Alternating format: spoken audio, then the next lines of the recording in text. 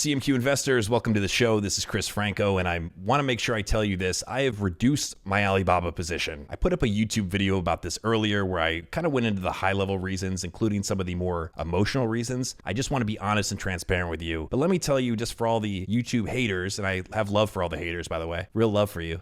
Let me tell you exactly some of the fundamental reasons why I've changed my position here. If you listen to my podcast about why I'm bullish on Alibaba, there was an assumption I had, and that assumption was that the regulatory scrutiny, the regulatory pressure on Alibaba by the Chinese government would dial down, that they were through the worst of it. The other assumption I had is that the cloud business for Alibaba was going to be a great grower, a real boost to the earnings over a long period of time. What's happened since then, and I'm going to share this article with you or talk about it, is there's new scrutiny on the cloud business. Beijing crackdown derails Alibaba's bid for Amazon-sized profit. The company's aspirations to become a giant in cloud services are increasingly under threat. For years, Alibaba had a legitimate shot at becoming the Amazon of China, an e-commerce juggernaut that would use its customer relationships and technological prowess to dominate wide swaths of the internet landscape. Its market valuation soared to more than $850 billion in 2020 as it expanded into new businesses and closed the gap with its U.S. rival. Beijing's crackdown on the private sector has laid waste to that strategy. Now,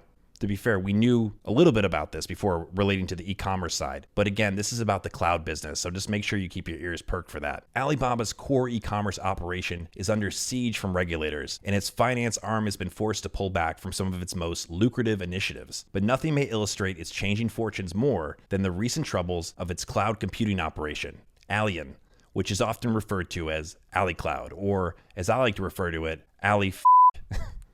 I will put the full link to this article in the description, so I'm not going to read it word for word here. I don't think that's adding a lot of value, but let me get to the important parts. The article notes that Alibaba envisioned its cloud business serving much of the same function as Amazon's AWS, identifying it as one of the company's strategic pillars. Chief Executive Officer Daniel Zhang once said that the business could eventually become the main business of Alibaba. He told analysts during an earnings call in February that China's cloud market would grow into a trillion RMB opportunity by 2025. Yeah, and I listened to you. But Beijing has derailed Alibaba's ambitious plans, suggesting China's tech giant may never achieve Amazon-level success. In recent years, the Communist Party has increasingly focused on the use and security of data and declared data to be a critical factor of production, making its defense a priority for the government. The article continues. A broad swath of Chinese institutions, including the China Construction Bank and local municipalities, have responded by moving closer to state-backed cloud operations. By the way, that's just like a wah, wah, wah, instead of those by private firms like Alibaba. And this is according to people familiar with the matters. So it's a little bit he say, she say, or he say, she think say. AliCloud has been under particular pressure because of its parent's strained relationship with the Chinese government, which we've talked about in the podcast. I've talked about it on YouTube. I won't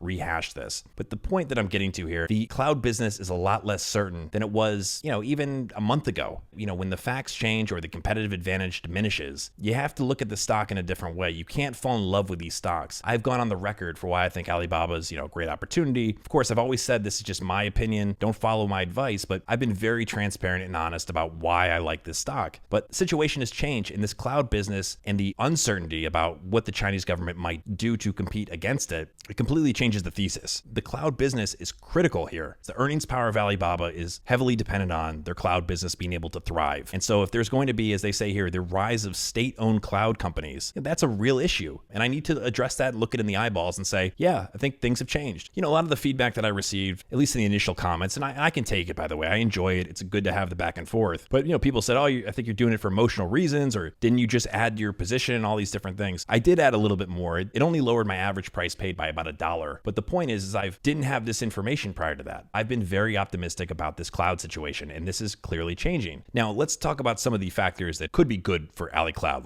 This doesn't mean it's over, so I don't want to be, like a doomsday guy here. The article notes that if Alibaba or AliCloud could turn things around, it would have a lot to gain, because China's cloud computing market is the world's second largest after the United States, and it's growing fast. And again, I have not sold all the positions, so I can still, stand to gain if it does well. I just don't want to be overexposed to this, considering these new facts. One other thing I want to mention to those who might have said, hey, didn't you, weren't you bullish on Alibaba? Why are you changing your mind? First of all, it's good to change your mind if the facts change. I also noticed from having this public record about what I've said over the, last couple of months on the podcast and on the YouTube videos about Alibaba. So I said I wasn't going to let one individual position become more than 10% of my portfolio. Now, Alibaba, as I mentioned in a recent video, was 12%. Looking back at that, I said, well, wait a minute, how come I'm not following my own rules now? That fact made me trim that position even faster because I realized, wait a minute, I'm actually overexposed based on my own guidelines. That's where we are with Alibaba. I hope this is a little bit better of an explanation. There's more in the news, by the way, about Alibaba having increasing regulatory concerns. I'll put links in the description so you can check them out yourself. If you enjoy this content, make sure you subscribe. For CMQ Investing, my name is Chris Franco.